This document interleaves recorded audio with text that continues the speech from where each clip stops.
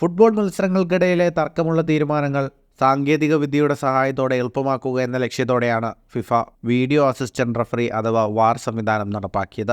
എന്നാൽ ഇപ്പോൾ വാർ തീരുമാനങ്ങളും മിക്കപ്പോഴും വിവാദമായി മാറുകയാണ്. വാർ തീരുമാനങ്ങൾ തെറ്റുന്നത് കളിക്കളത്തിൽ നിത്യസംഭവമായി മാറുന്നുണ്ട്. ഈ പശ്ചാത്തലത്തിൽ അടുത്ത സീസണിൽ വാർ സംവിധാനം വേണ്ടെന്ന നിലപാടിലാണ് പ്രീമിയർ ലീഗ് ക്ലബ്ബുകൾ. വാർ സംവിധാനം പിൻവലിക്കണമെന്ന് വോൾവ്സ് ഔദ്യോഗികമായി പ്രീമിയർ ലീഗ് അധികൃതരെ അറിയിച്ചു. മറ്റു ക്ലബ്ബുകളും ഈ തീരുമാനത്തെ പിന്തുണയ്ക്കുമെന്നാണ് റിപ്പോർട്ടുകൾ. അടുത്ത മാസം നടക്കുന്ന പ്രീമിയർ ലീഗ് ജനറൽ ബോഡിയിൽ ഇക്കാര്യത്തിൽ അന്തിമ തീരുമാനമുണ്ടാവും. ജൂൺ 6-നാണ് ഇക്കാര്യത്തിൽ നിർണായക തീരുമാനമെടുക്കുക. വാർ വേണോ വേണ്ടയോ എന്ന കാര്യത്തിൽ വോട്ടെടുപ്പിലൂടെയാണ് തീരുമാനിക്കുക. പ്രീമിയർ ലീഗിലെ 20 ക്ലബ്ബുകളിൽ 14 ടീമുകളുടെ പിന്തുണ കിട്ടിയാൽ വാർ സംവിധാനം പിൻവലിക്കേണ്ടി വരും. ടോട്ടനത്തിനെതിരെ അർഹമായ ഗോൾ നിഷേധിച്ചതിനെതിരെ ലിവർപൂളും നോട്ടിംഗ്ഹാം ഫോറസ്റ്റും വാറിനെതിരെ രംഗത്തെത്തിയിരുന്നു. എന്നാൽ വാർ സംവിധാനം വേണമെന്ന നിലപാടിലാണ് ലീഗ് അധികൃതർ.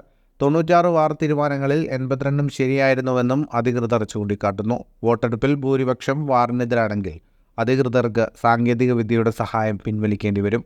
ഫുട്ബോൾ ലോകത്തെ കൂടുതൽ വാർത്തകൾക്കും വിശേഷങ്ങൾക്കുമായി സ്പോർട്സ് കഫേ ഇപ്പോൾ തന്നെ സബ്സ്ക്രൈബ് ചെയ്യുക.